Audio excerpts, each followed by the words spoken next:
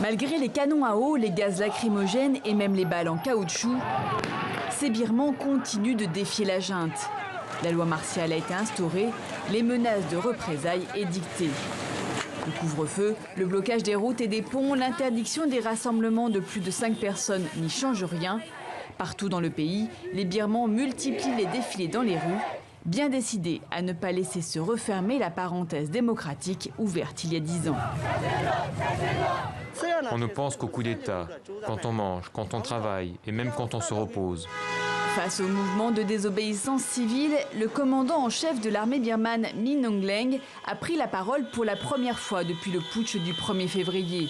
L'homme le plus puissant du pays a justifié l'action des militaires par des fraudes supposées lors des dernières élections, promis un nouveau scrutin dans 1 an, mais surtout, il a voulu calmer la colère de la population.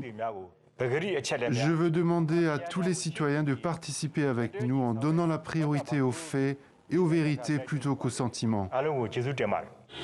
Mais visiblement, ces mots n'ont pas suffi.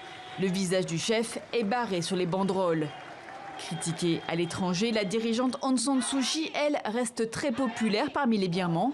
Il réclame la libération de l'opposante historique à la dictature militaire, détenue au secret depuis le coup d'État.